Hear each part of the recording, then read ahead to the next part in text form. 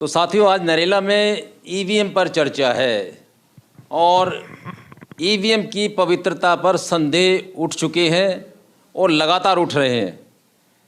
एक बात ये भी है कि जब जो पार्टी विपक्ष में होती है तो वो ईवीएम के खिलाफ बोलती है और जब जो सत्ता में होती है तो वो ईवीएम को जायज़ ठहराती है। भारतीय जनता पार्टी जब विपक्ष में थी तो उसने ईवीएम के खिलाफ, चाहे लाल कृष्ण आडवाणी हो, चाहे वो अरुण शौरी हो या दूसरे उनके नेता हों, वो लगातार ईवीएम पर संदेह जताते रहे, सवाल खड़े करते रहे हैं और उन्होंने तो बड़ी बड़ी पुस्तकें भी लिख दी हैं। लेकिन आज जब भारतीय जनता पार्टी एनडीए की सरकार है, ऐसे में लगातार लोग ईवीएम पर संदेह जता रहे हैं, ईवीएम पर सवाल खड़े कर रहे हैं, तो ये ईवीएम का विरोध आज देशव्यापी चर्चा का विषय बन गया है। आज इसी संबंध में हम लोग यहाँ बैठे हैं और अपनी बातें यहाँ रखेंगे। सबसे पहले हमारे बीच नरेश गुप्ता जी हैं जो पीपुल्स फ्रंट दिल्ली के अध्यक्ष हैं। मैं उनसे बात करूँगा कि गुप्ता जी बताइए, ये जो ईवीएम है, ये ईवीएम में कितनी गड़बड़ी संभव है? ईवीएम से निष्पक्ष चुनाव होना संभव है? देखिए, मैं सभी का स्वागत करते हुए आज के इस सब्जेक्ट पर मैं पहले तो दो शब्द जो है भूमिका के रूप में कहना चाहता हूँ कि हम अगर ईवीएम को लोकतंत्र का स्तंभ मानते हैं या बैलेट पेपर को लोकतंत्र का स्तंभ मानते हैं, तो सबसे पहली तो गलती हमारी यही है कि हम चीज़ों को समझने का प्रयास नहीं कर रहे हैं कि भी बैलेट पेपर से चुनाव हो जाए तो लोकतंत्र जिंदा रहेगा और ईवीएम से चुनाव कराएं तो लोकतंत्र का हरण हो जाएगा। एक तो ये धारणा ही पूरी तरह से गलत है। इसके पीछे का जो सबसे बड़ा कारण ये है, हमारे यहाँ पहले देश में पहले बूथ कैप्चरिंग होती थी और बैलेट पेपर क्या पूरा बैलेट बॉक्स ही ले जाते थे, उठा करके ले जाते थे। बड़ा जो कैप्चरिंग है उस पर आप ध्यान नहीं देते हैं, हमारे देश के लोग ध्यान नहीं दे रहे हैं। हम टेक्निकल बात ज़्यादा करते हैं।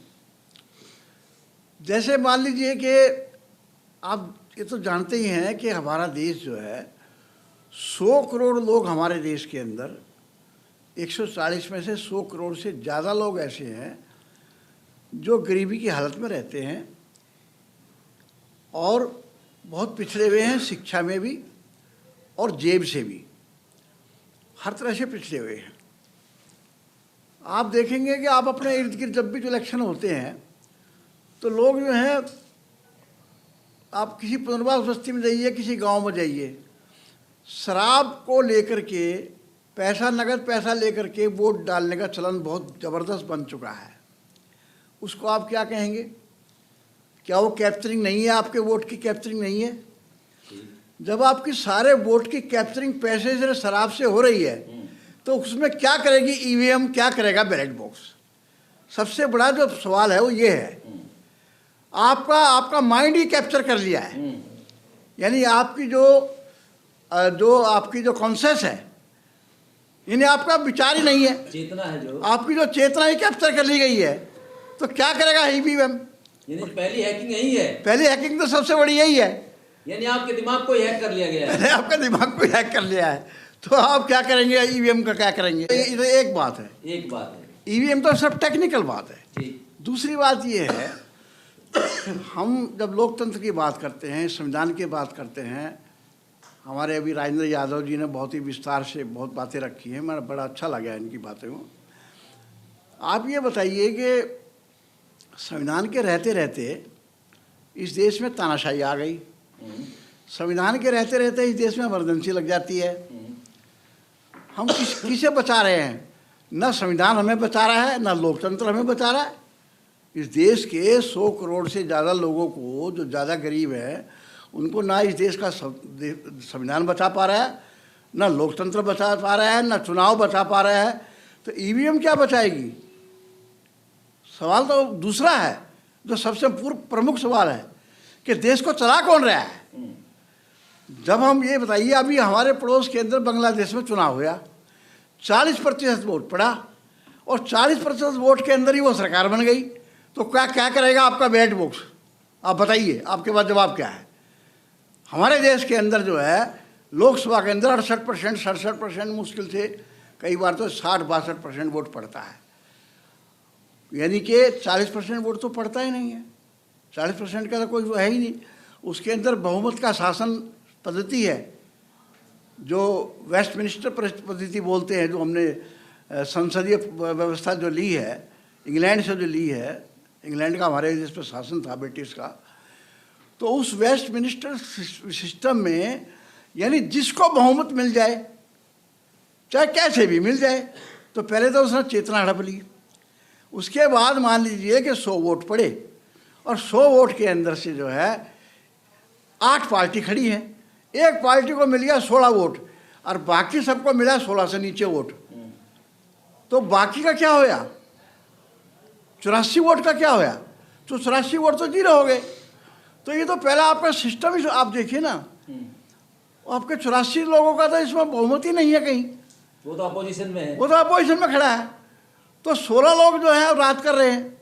तो इसी प्रकार से हमारे देश के अंदर जो ये ईवीएम का सवाल है, ये एक टेक्निकल सवाल तो बिल्कुल है, मैं इसको मानता हूँ कि जो लोग वोट देना चाहते हैं उनको पता होना चाहिए कि मेरी वोट कहाँ गई है। आज जो सबसे बड़ा शक किया जा रहा है, ये किया जा रहा है कि मैंने वोट डाला है फला पार्टी को या जिसको मैं चाहता हूँ, लेकिन मेरा वोट चला गया है ट्रांसफ़र होकर दूसरी जगह। तो ये जो पैट सिस्टम एक बनाया था, इन्होंने वीवीपैट बनाया था, एक बना था सिस्टम, वो भी काफ़ी ठीक था। वो लोगों के हाथ में पर्ची उसकी आनी चाहिए, ये बात तो ठीक है। लेकिन सबसे ज़्यादा जो बड़े बड़े सवाल हैं वो दूसरे हैं। सवाल एक तो ये है कि आप ये बताइए कि हमारा देश जो है बहुत जनसंख्या वाला देश है, 140 करोड़ की जनसंख्या है। इतना विशाल देश है कि आप इसके अंदर इसको आप लोकतंत्र नहीं कह सकते, इसको हम भीड़ तंत्र कह सकते हैं। ये भीड़ तंत्र वाला देश है। इसके अंदर जिसकी लाठी उसकी भैंस चलती है। सुप्रीम कोर्ट के से आप मालूम कीजिए, हमारे देश के कानूनों का मालूम कीजिए, हमारे देश की जो देश के अंदर जो मुकदमे चल रहे हैं उनके मालूम कीजिए। 5.5 करोड़ मुकदमे चल रहे हैं। क्यों चल रहे हैं? इसका मतलब ये है कि हमारे देश के लोग कानून में विश्वास नहीं रखते। ये कानून में जो विश्वास रखने वाले लोग, वहाँ पर इतने मुकदमे नहीं होते हैं। हमारे यहाँ 20-20 साल, 25-25, 30-30 साल जो है वो मुकदमे चलते रहते हैं, न्याय मिलता नहीं है। तो ऐसी अवस्था के अंदर अभी आपने देखा होगा 2002 का जो केस था, अभी कल ही जो आया है, फैसला आया है, बिल्किस बानो वाला केस जो आया है, कितना भयानक केस है। आप ये सोचिए, यानी सरेआम उसका बेइज्जती किया, उसका रेप किया और मर्डर भी किया, क्या क्या नहीं किया। और उसके बाद जो है उसको पूर्ण सजा भी नहीं मिली और उनको पहले बीच में छोड़ दिया। और वो सरकार बिल्कुल मुंह छुपाए बैठी है, बोल नहीं रही है। वो जज नहीं बोल रहा है, कोई नहीं बोल रहा है, और सुप्रीम कोर्ट बोले जा रहा है, कोई सुन नहीं रहा है। और जो मौजूदा सरकार है उसके अंदर उसके जो समर्थक लोग हैं, जो भीड़ है, उसका भीड़ तंत्र है, वो कह रहा है ये तो गलत किया। मतलब सुप्रीम कोर्ट ने जो फैसला दिया गलत दिया, वो ये मान रहे हैं, वो ये नहीं मान रहे। तो हमारे देश का जो भीड़ तंत्र है, देखिए एक लुम्पन वर्ग एक हमारे देश में बहुत ज़्यादा है।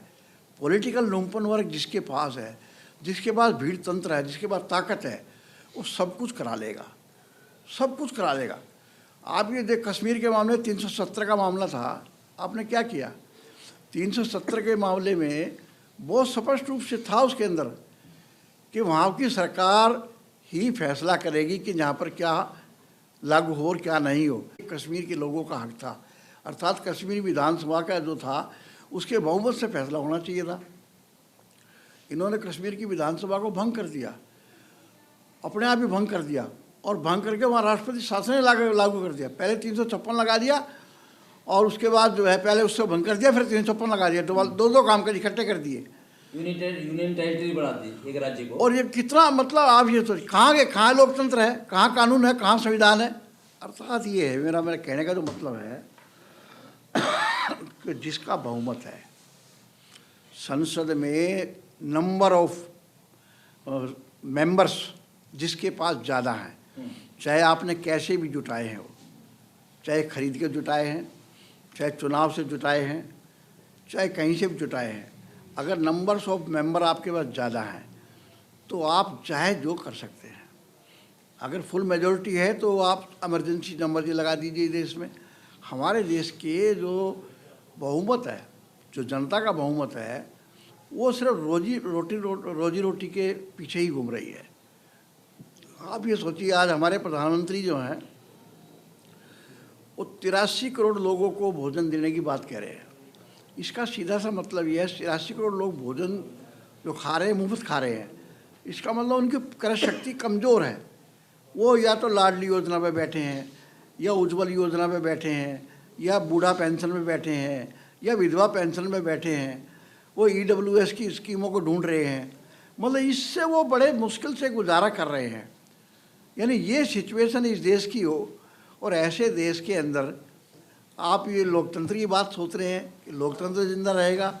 लोकतंत्र की चेतना ऐसी होगी कि वो जो संविधान के फैसले होते हैं वो उन पर कोई कमेंट्स करेगा?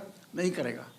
उसको तो राम मंदिर जैसे मुद्दे जो हैं, जो उसकी भूख को शांत कर देते हैं, जो उसकी जो बेरोजगारी को शांत कर देते हैं, जो उसके जो मूल पर्सन है उसकी इज्जत और मान सम्मान के, न्याय के, जो स्वास्थ्य शिक्षा के वो जो मुद्दे हैं वो शांत हो जाते हैं, गौण कर दिए गए हैं। और वो राम मंदिर के पीछे पागल होके ऐसा घूमता है। तो वो राम मंदिर नहीं है। अभी इस देश में इस समय सबसे ज़्यादा जो चल रहा है वो समझिए, सबसे ज़्यादा कर्मकांड चल रहा है। आप कलश यात्राएं देखें, भगवत कथाएं देखें, राम कथाएं देखें।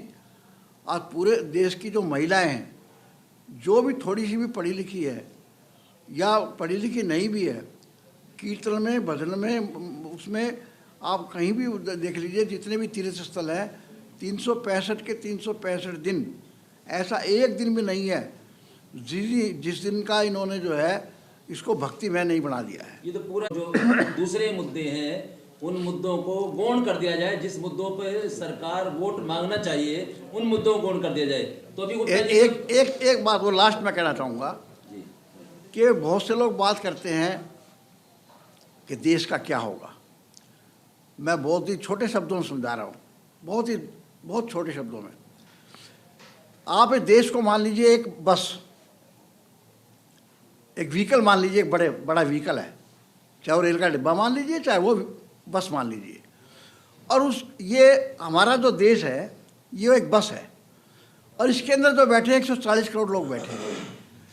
लेकिन इसका जो ड्राइवर है, यानी वो 140 करोड़ लोग अपनी सीट पर बैठे हैं, उनसे बस नहीं चलने वाली। आपने उसमें पेट्रोल भी डाल दिया फिर भी चलने वाली नहीं है। वो चलेगी कब? तो ड्राइवर स्टार्ट करेगा। ड्राइवर कौन है? आप ड्राइवर को पहचानिए। ड्राइवर इस देश का पूंजीपति है। वो ड्राइवर जो है, पूंजीपति जो ड्राइवर है, वो इस देश को जहाँ चाहे ले जाएगा और जहाँ चाहे रोकेगा। आप उसको रोक नहीं पाएंगे। ब्रेक उसके हाथ में है, गियर उसके हाथ में है, स्टीयरिंग उसके हाथ में है। जी, अभी गुप्ता जी ने कहा पहली हैकिंग तो बिल्कुल निचले स्तर पर शराब और पैसे के बल पर कर ली जाती है, और दूसरी जो हैकिंग है, जो कहा कि टेक्निकल विषय है, जो ईवीएम के माध्यम से संभव है। दूसरी हैकिंग उसके बारे में कहा, और उन्होंने और भी लोकतंत्र और संविधान के प्रश्न उठाया, किस तरीके से बिल्किस बानो के केस में सरकार बेनकाब हुई है। चलते हैं हम अगले, हमारे बीच है राजेंद्र यादव जी। राजेंद्र यादव जी, बताइए ये जो ईवीएम के संबंध में आप क्या कहना चाहेंगे? बहुत बहुत धन्यवाद पत्रकार साहब। मैं एक ही बात आपसे पूछना चाहता हूँ कि हमारे देश के संविधान ने मुझे वोट देने का अधिकार दिया है कि नहीं दिया है? अगर मुझे वोट देने का आपने अधिकार दिया है तो मुझे ये बताओ कि मैं जो वोट देता हूँ वो किसको देता हूँ? मुझे जानने का अधिकार है कि नहीं है?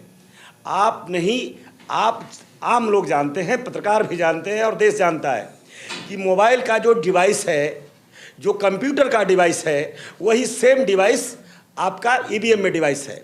और इतना मैं कह दूं, जानकारी आपको दे दूं कि कुछ दिन पहले ये भी आपको जानकारी हो चुकी है कि भारत देश में गूगल को भी हैक किया गया है।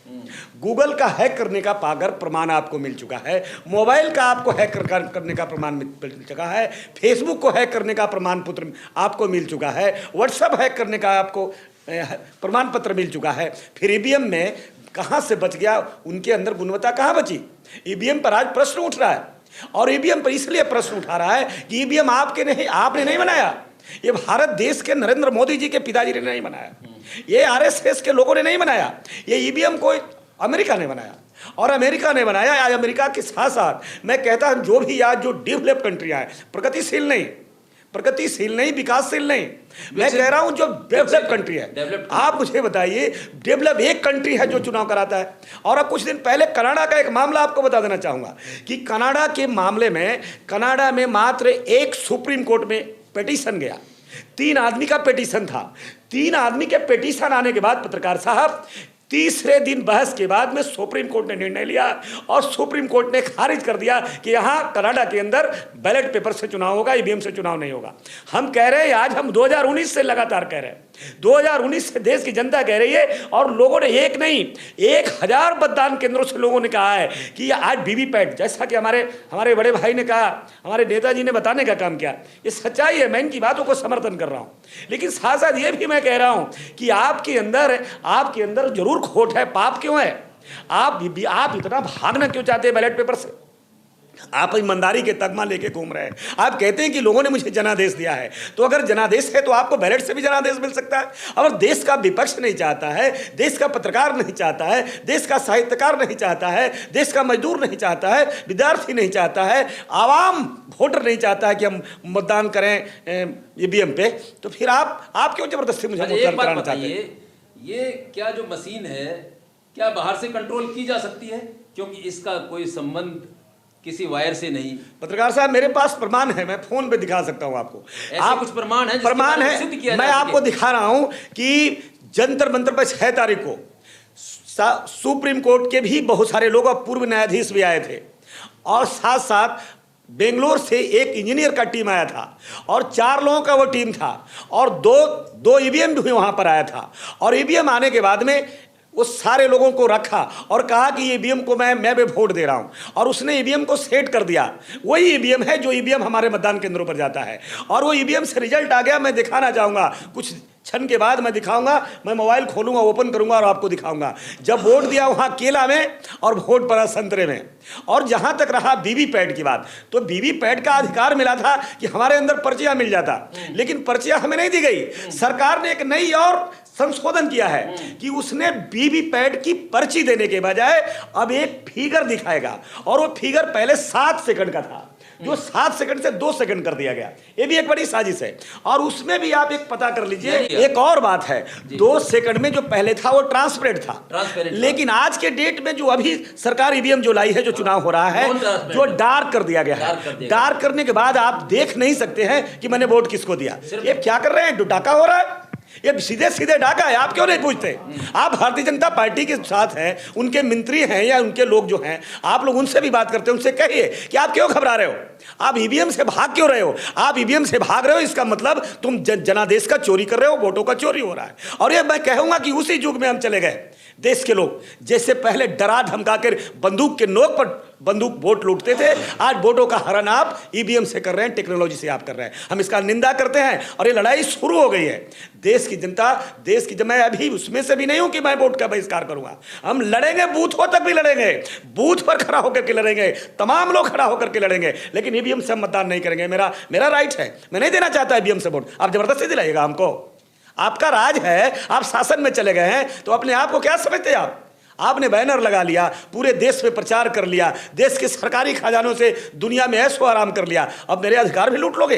एक अधिकार सिर्फ था देश की जनता के पास कि सरकार को भी बदले, व्यवस्था को बदले, लेकिन उस सरकार बदलने का अधिकार भी आप खत्म कर लोगे। आप जबरदस्ती चीन का लोकतंत्र लाओगे। ये सीधे सीधे साजिश है। इसी तरह से सरकार ये वापस आकर के पुनः चीन की तरह ये व्यवस्था यहाँ लाना चाहती है। और मैं कहना चाहता हूँ, देश के लोग जागो, 24 के बाद चुनाव नहीं होगा। अगर 24 में नरेंद्र मोदी की सरकार वापस आती है, भारतीय जनता पार्टी की सरकार आती है, ये पूंजीपतियों कारपोरेट घरानों की सरकार है, ये बिल्कुल आज के डेट में पता लगा लीजिए आप कहाँ हैं। ये सरकार आज भी है। जब आप इस देश में, जब इनको सत्ता आपने दिया था, तो आप पता लगाइए कि आप इनके, आपके देश के ऊपर, आपके ऊपर कितना कर्जा था। पत्रकारों के ऊपर भी मैं कह रहा हूँ कि आपके ऊपर कितना कर्जा था, और आज भी आप देख लीजिए आप कितना कर्जदार हैं। आज कहाँ देश को ले गया। कल तक आप जीडीपी के लिए जो छाती पीटता था, आज देखो जीडीपी आपका कहाँ है। आपका जीडीपी आज बांग्लादेश से मुकाबला कर रहा है। जो बांग्लादेश को क्या आप समझते हैं, किस नजरिए से कल तक देखते थे, ये देश को प्रधानमंत्री को समझना चाहिए। लेकिन मैं ये भी कहूँगा, ठीक है, मैं वहाँ पर दिमाग नहीं ले जाना चाहूँगा। मैं सिर्फ और सिर्फ एक ही बात कहूँगा कि एक ही अधिकार है, एक ही ईमान है, ये वोट ईमान है, और इस ईमान को हरण मत करो, ईमान को बचने दो, और देश के लोग हम बचाएंगे, ये हमारी जिम्मेदारी है। अच्छा, एक सवाल है, जो विपक्ष का गठबंधन है इंडिया, उसने इलेक्शन कमीशन ऑफ इंडिया को ये कहा है कि पहले तो बैलेट पेपर से चुनाव कराए थे, यदि बैलेट पेपर से संभव ना हो तो 100% मिलान ईवीएम की पर्ची मतदाता को दी जाए और अलग से मतदाता पेटी रख दी जाए, ताकि वो अपने वोट को देखे, उस पर्ची को अलग से मतदाता पेटी में डाले और उसका 100% मिलान हो। नहीं, मुझे बातों से कितना तो मुझे इतना तो बता दो ना, आप कौन होते हैं कि मैं वीवीपैट का पर्ची लूं? आप कौन होते हैं मुझे तय करने वाले? मैं नहीं चाहता, मतदाता मैं हूं, ये मेरा अधिकार है, मैं नहीं करना चाहता आपके। मैं 100% खारिज कर रहा हूं, न वीवीपैट चाहिए और न पर्ची आपकी चाहिए, मुझे बैलेट से चुनाव चाहिए। हम बैलेट से सहमत हैं। आप बैलेट से चुनाव से भाग क्यों रहे हो? आप क्यों इतना दूर भाग रहे हैं? आपको क्यों इतना डर है? आपको डर है, इससे सच है कि हमारे वोटों को आप हरण कर रहे हो। सीधी सीधी ये बात है, हम इसको नहीं मानते, हम खारिज करते हैं। ठीक है, धन्यवाद। अभी सवाल उठे हैं ईवीएम मशीन के बारे में, आपका क्या राय है? आप अपना परिचय भी दे दीजिएगा जरा। सबसे पहले तो मैं बबलू कुशवाहा, पूर्वांचल बिहार फ्रंट के राष्ट्रीय कार्यकारिणी अध्यक्ष और बड़े भाई साहब अध्यक्ष हुए। मैं शुक्रगुजार हूँ यहाँ पर तमाम लोग का जो हमसे और वक्ता लोग आए हैं। देखिए, मसला है ईवीएम। मैं एक बात फिर से दोहरा देना चाहता हूँ कि जुल्मी जब जब जुल्म करेगा, जुल्मी जब जब जुल्म करेगा, सत्ता के गलियारों से चप्पा चप्पा गूंज उठेगा ईवीएम हटाओ के नारे से। अच्छा, आपने नारे में तब्दीली ला दी है। ये लोकतंत्र में सबको वोट देने का अधिकार है, और ईवीएम एक इलेक्ट्रॉनिक्स उपकरण है। स्पष्ट पहले उसकी हम व्याख्या कर देना चाह रहे हैं। ईवीएम एक इलेक्ट्रॉनिक्स उपकरण है, और इस उपकरण को इस यंत्र को जिस कंट्री ने बनाया वह स्वतः बंद कर दिया। जिस तरह ये मोबाइल है, आपके खाता है ऑनलाइन, आपका पैसा डालते हैं, यहाँ पर्ची मिलता है ना, आपका खाता हैक हो जाता है। पूरे भारत भर में, वर्ष में पूरे भारत में जितने थाने हैं, उसमें अलग से साइबर क्राइम का एक थाना खोला गया है पूरे जिले में। साइबर क्राइम का तात्पर्य है मोबाइल हैकिंग से, अकाउंट हैकिंग से। तो इलेक्ट्रॉनिक्स उपकरण जो ईवीएम है, इसकी हैक संभव है। हम लोग मोबाइल दे रहते हैं और मैसेज आता है अंबानी का, जियो का, एयरटेल का, आता है ना। नहीं, इसमें एक बात, एक अंतर ये है कि ये हमारे इंटरनेट से जुड़ा हुआ है, ठीक है। लेकिन इलेक्ट्रॉनिक्स मशीनें उस वाईफाई से उसके तार नहीं जुड़े हुए। जब आपका, और उसने इलेक्शन कमीशन ऑफ इंडिया ने सुप्रीम कोर्ट में ये भी कहा कि 100% साउंड प्रूफ है। देखिए, आपको बता देना चाहते हैं कि राम मनोहर लोहिया जी खुले तौर पर ये बात को कहते थे कि जब सड़कें सुनी हो जाएगी तो संसद आवारा हो जाएगा। जब बोलने का अधिकार हमारे छीन लिया जाएगा, चाहे हम नगण्य हो जाएंगे, तो फिर ये संसद में बैठे लोग आवारा हो जाएंगे। और आज उसी के माध्यम से हमारे देश पर खतरा है। जब पूरा देश, संयुक्त राष्ट्र अमेरिका, ब्रिटेन, इंग्लैंड, फ्रांस एवं जर्मनी जैसे विकसित कंट्री जब इस चीज़ को हटा दिया, ईवीएम को नकार दिया कि ईवीएम धोखाधड़ी है, तो फिर ये क्यों ललायित है? जब 140 करोड़ जनता, भारत की जनता खुले तौर पर ये कह रही है कि भाई हमको ईवीएम से वोट नहीं करना है, तो ये बरियारी क्यों थाप रहे हैं? जबरदस्ती क्यों लादा जा रहा है? और रहा बात ईवीएम की डकैती, ये खुले तौर पर पहले गोली और पिस्तौल के बल पर हमारे बूथ को लूट लिया जाता था, हमारे मतदान को डरा धमका कर अपने पक्ष में कर लिया जाता था। लेकिन आज तरीका दूसरा है। आज तरीका सिर्फ और सिर्फ है कि आपको ईवीएम के माध्यम से आपकी वोट की डकैती हो जा रही है। अभी हाल ही में 5 स्टेटों में जो चुनाव हुई है, मध्य प्रदेश के ऐसे सैकड़ों कैंडिडेट मिले हम लोग से जो बोले कि मेरे गांव में मेरा वोट प्रतिशत, मेरे पूरे वोट एक विधानसभा में आया है 60,000 और गांव में आया है 30 गो। जिसकी गांव की आबादी, जिस गांव में 5,000 की आबादी है, उस कैंडिडेट को उसी के गांव में मात्र 30 वोट आता है। तब जाकर हम लोग को बोलने की आवश्यकता पड़ती है कि ईवीएम में छेड़छाड़ संभव है। ये तो प्रमाणित हो गया। रहा बात ये ईवीएम के साथ जो छेड़छाड़ हो रहा है हमारे देश में, इस पर हम लोग को सबसे पहले 19 लाख ईवीएम का मामला कोर्ट में है, लंबित है। तो जब कोर्ट और आपका चुनाव आयोग में मामला जा रहा है, जिस विषय बिंदु पर प्रश्न चीज खड़ा हो रहा है, तब फिर ये लोग को हटाने से क्या गुरेज। 19 लाख को जरा और एक्सप्लेन कर दे, वो कौन सी है जो गायब हुई है? जो गायब हुई। ठीक है।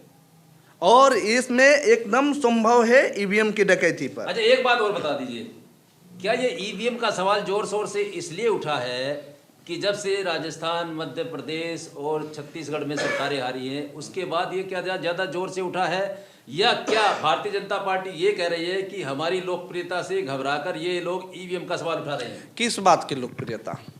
किस बात की लोकप्रियता?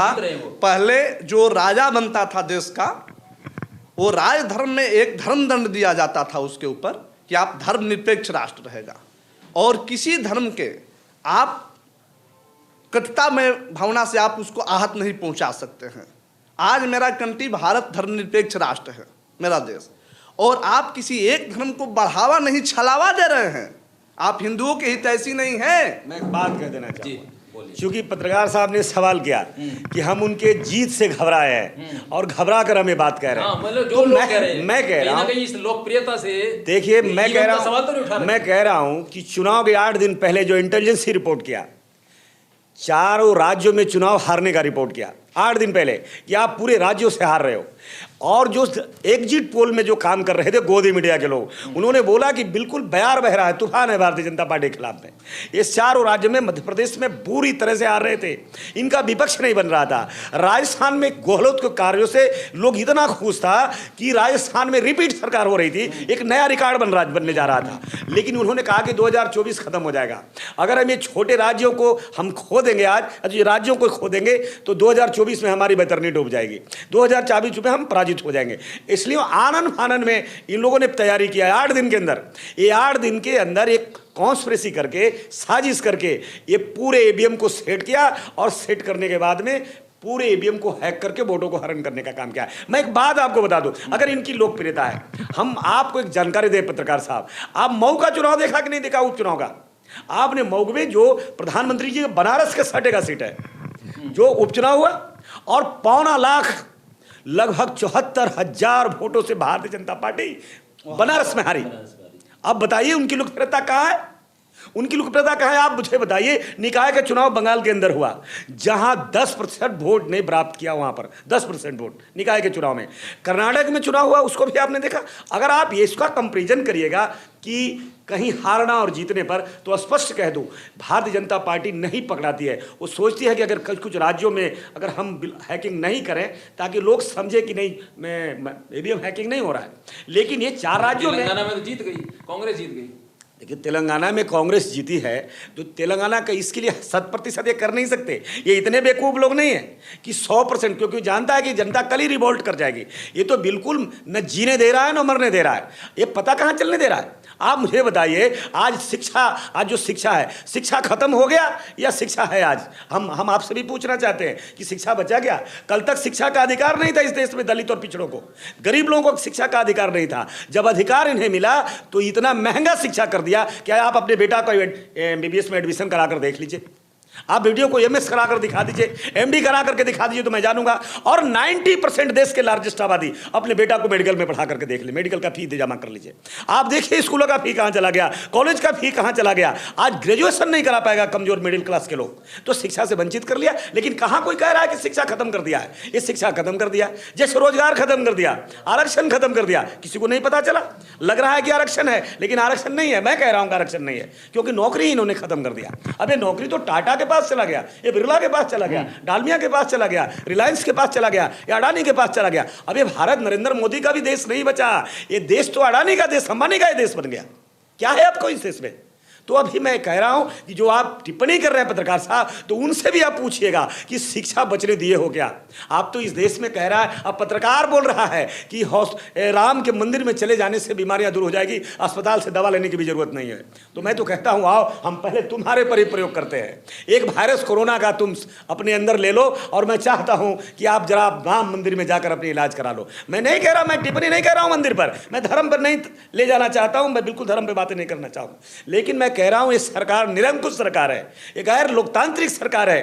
ये जो सरकार है एंटी पीपुल सरकार है। इसलिए मैं ये जो सरकार है बदलनी चाहिए, और इसके बदलने के लिए निष्पक्ष चुनाव होना जरूरी है। निष्पक्ष अगर चुनाव नहीं होगा तो सरकार नहीं बदलेगी, और ये सरकार नहीं बदलेगी तो संविधान और लोकतंत्र नहीं बचने वाला है। दो सवाल गुप्ता जी आपसे।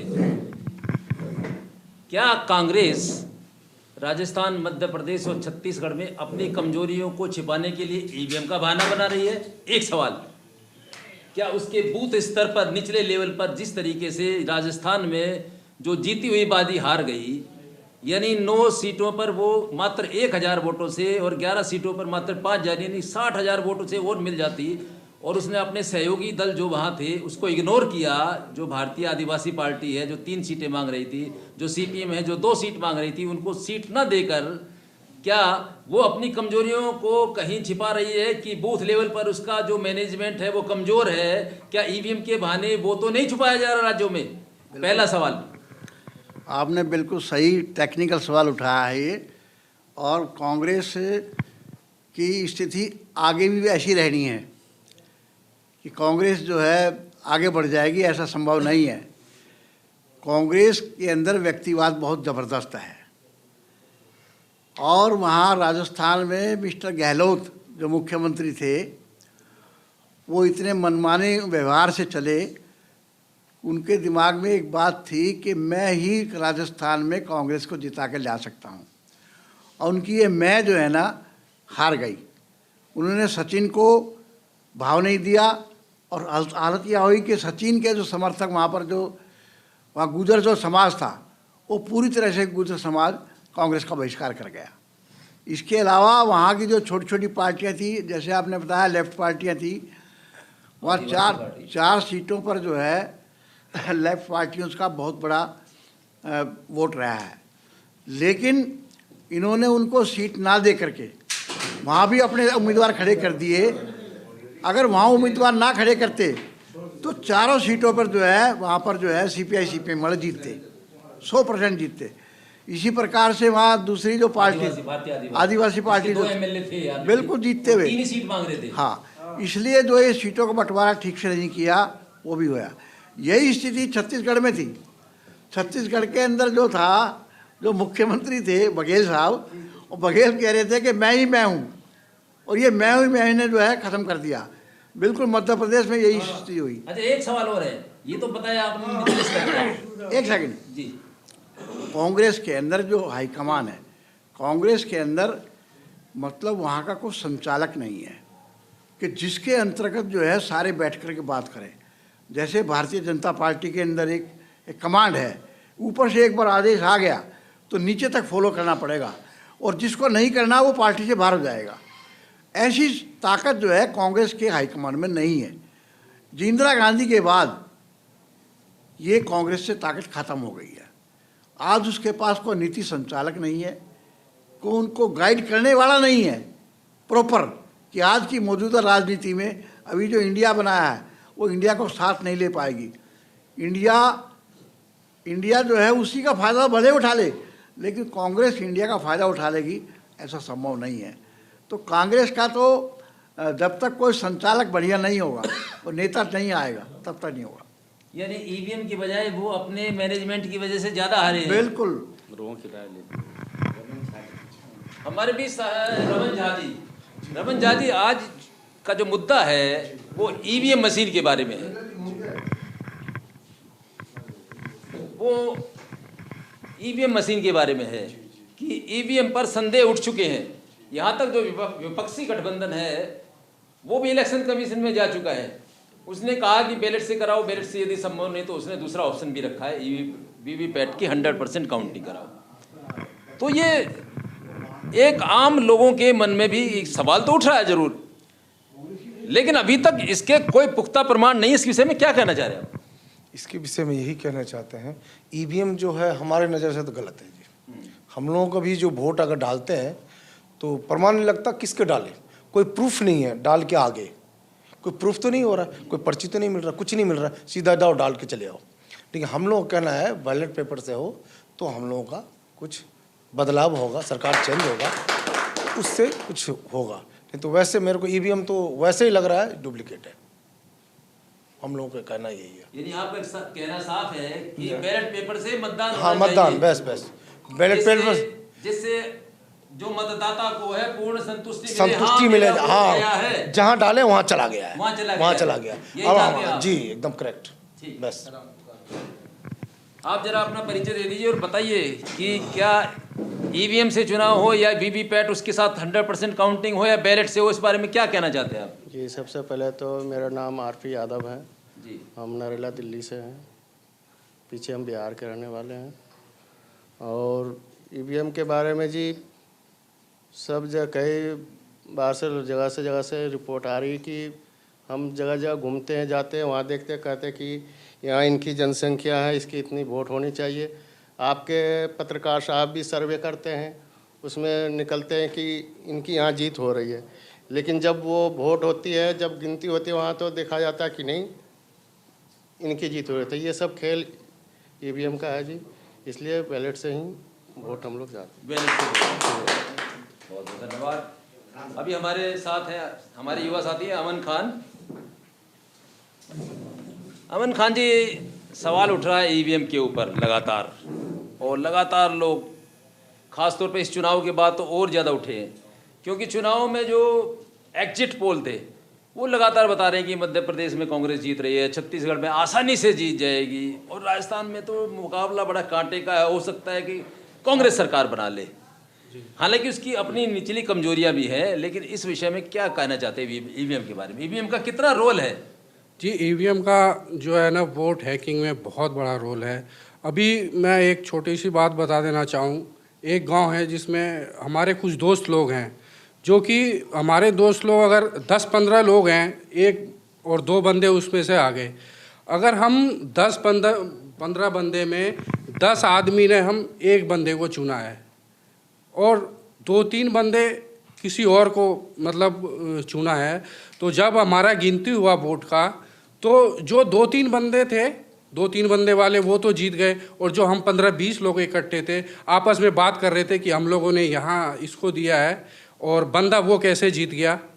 तो इस विषय में मैं ये चाहूँगा, बिल्कुल ये वोट की हमारी चोरी है और हम लोग बिल्कुल पुरजोर मजम्मत करते हैं इस ईवीएम का, और हम सभी लोग चाहते हैं कि ईवीएम बंद होना चाहिए और बैलेट पेपर से चुनाव होना चाहिए।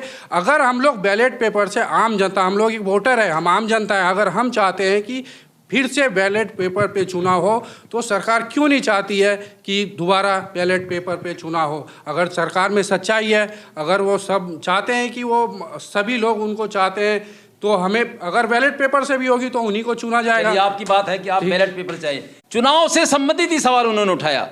सुप्रीम कोर्ट ने अप्रैल में एक निर्णय दिया, लंबे समय तक संवैधानिक बेंच सुन रही थी कि चुनाव आयुक्तों के मामले में, कि चुनाव आयुक्त की अब नियुक्ति एक कमेटी करेगी, जिस कमेटी में प्रधानमंत्री के अलावा चीफ जस्टिस ऑफ इंडिया होगा और विपक्ष का नेता होगा।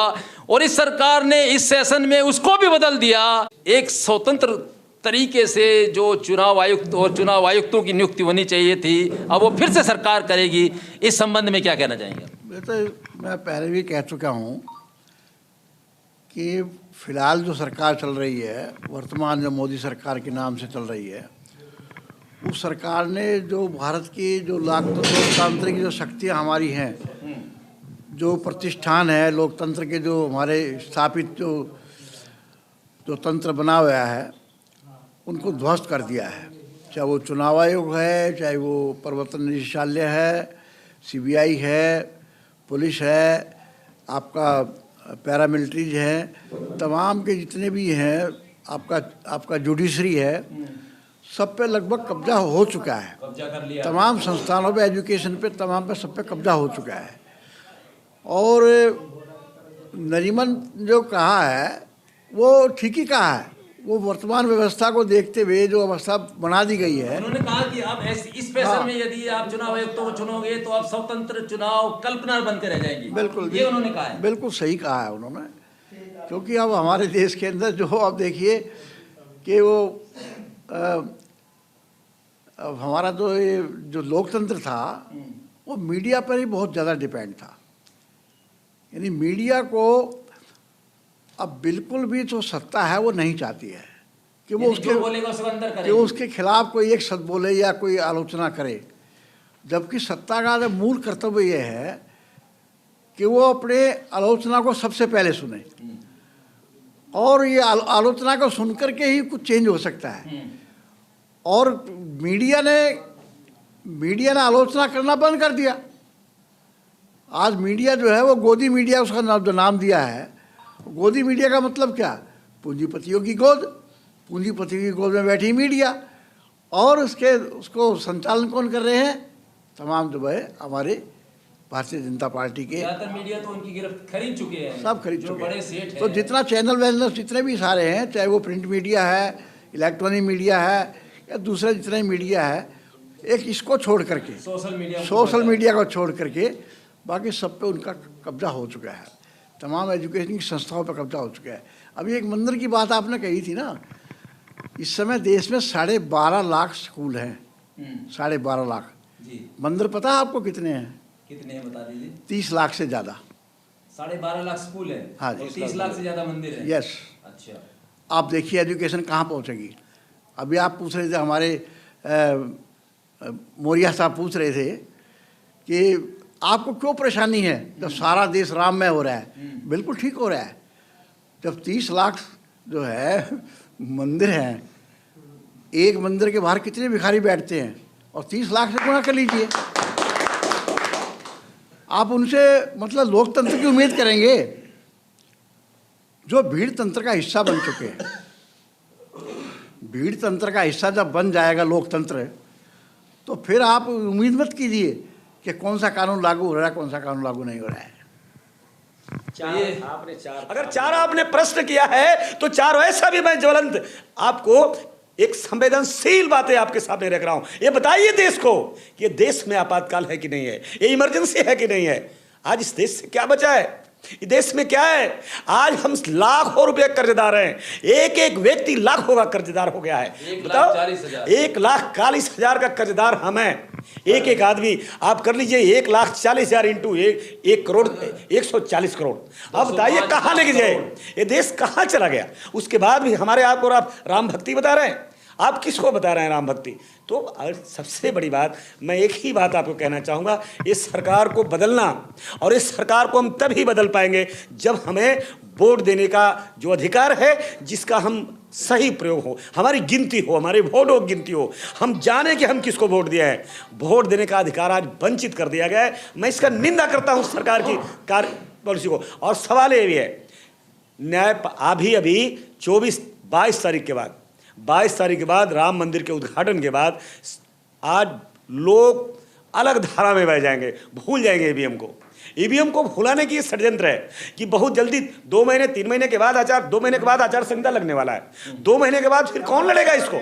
लेकिन हम 2 महीने बैठने वाले नहीं हैं। हम लोकतंत्र में भरोसा करने वाले, संविधान को मानने वाले लोग हैं। हम कुछ ही दिन में बैठ जाएंगे और सरकार के जिस दिन आप राम मंदिर का उद्घाटन करोगे, हम उस दिन उपवास करेंगे, हम बैठेंगे कि हमें वोट देने का अधिकार जो छीन रहे हो, पहले ये तो राम हमसे दूर नहीं गए हैं। राम अगर कन कन में है तो आपके मंदिर से कुछ होने वाला नहीं है। राम अगर हमारे हृदय में है तो उस सीधा राम को हृदय में लेकर हम नरेला में बैठेंगे। कुशवाहा जी कुछ कहना चाह रहे थे आप? आपका एक तीखा सवाल था जी कि कहीं लोग के लोकप्रियता से तो नहीं घबरा गए। जी आप लोग देश के चौथे स्तंभ हैं और पत्रकारिता निष्पक्ष होती है। आज 90% पत्रकार उनकी गोदी मीडिया बन बैठे हैं। आज वो लोग भी कह रहे हैं कि जो राम को लाए हैं हम उसको लाएंगे। बड़ी खेद के साथ इस बात को हम आप लोग के मानचित्र के पटल पर रख देना चाहते हैं, इस देशवासियों के मानचित्र के पटल पर, कि राम को लाए हैं। त्रेता युग, द्वापर युग, सतयुग, कल युग, ये उनको लाए हैं। कुछ समय बाद ये लोग कहीं चुनाव में घोषणा न करें कि ये लोग अपने बाप का खुद पैदा किए हैं। ये राम को ला रहे हैं। और इनकी इतनी लोकप्रियता यदि थी तो पिछले वर्ष 5 स्टेट में विधानसभा और निकाय की चुनाव हुई। हिमाचल में भी हुआ था, आपको यूपी में भी हुआ था, जो चौहान वहां से चुनाव जीतकर उपचुनाव हुआ था। और आपका चले जाइए बंगाल में भी हुआ था। 70,000 वोट से इनकी पार्टी हार गई। वहां मुंह की खानी पड़ी इनके अपने पार्लियामेंट सीट में, जहां से ये पीएम उम्मीदवार है। ये कब किसको ठगेंगे कहना मुश्किल है। हमें तो गंगा ने बुलाया है। गंगा की सफाई करने गंगा की बेटा बनकर आए थे 2014 में और 19 में, और अब राम का बेटा बनकर, राम का बाप बनकर आए हैं। हम राम को लाए हैं। ला वही सकता है जो बड़ा होता है। इस बात को काउंट करिएगा। तो अभी सभी लोगों को हमने सुना और सभी की चिंताएं यहाँ ईवीएम मशीन के बारे में है, और ज़्यादातर लोगों की राय है कि ये चुनाव बैलेट पेपर के आधार पर होना चाहिए और इसके लिए एक मुहिम खड़ी करेंगे। और आने वाले दिनों में ये बैलेट पेपर से चुनाव हो, ईवीएम हटाओ, एक मुहिम तेज होने जा रही है। और हमने ये भी जाना कि किस तरीके से हमारे देश के मीडिया को, स्वतंत्र मीडिया को, हमारे देश के चुनाव आयोग जो निष्पक्ष तरीके से काम करना चाहिए उसको, और लोकतांत्रिक जितनी भी संस्थाएं हैं, चाहे ईडी, सीबीआई जिनका जिक्र किया, आज वो जेबी सरकार की जेबी बन चुकी हैं। और इस तरीके से देश के संविधान को, देश के लोकतंत्र को, देश के स्वतंत्र मीडिया को सरकार कुचल देना चाहती है। और कहीं ना कहीं लोगों की राय आ रही है कि एक निरंकुश शासन चल रहा है। और आने वाले दिनों में जिस तरीके से के जरिए कहीं ना कहीं ये ईवीएम के जरिए कहीं ना कहीं एक हैकिंग हो रही है, लेकिन कुछ हैकिंग की बात हमारे दूसरे साथियों ने ये भी जताई कि कहीं ना कहीं प्राइमरी लेवल पर जो शराब और पैसे के बल पर भी चुनाव की हैकिंग की जा रही है। और एक सवाल और भी है कि जो सत्ता में बैठे हुए तमाम लोग हैं, जो विपक्ष के लोग हैं, वो भी जब तक बूथ के स्तर पर अपने मूवमेंट को तेज़ नहीं करेंगे, वो भी इस हैकिंग को रोक नहीं पाएंगे। तो देखते हैं कि आने वाले समय में ये जो ईवीएम के खिलाफ है मुहिम तेज होगी। जो लोग लगातार मांग कर रहे हैं ईवीएम की जगह बैलेट पेपर पर, लेकिन इलेक्शन कमीशन भी इस पर चुप है, मौन है, कुछ कहने को तैयार नहीं है, कुछ बदलने को तैयार नहीं है। आने वाले दिनों में ये आंदोलन तेज होगा। आपका बहुत बहुत धन्यवाद।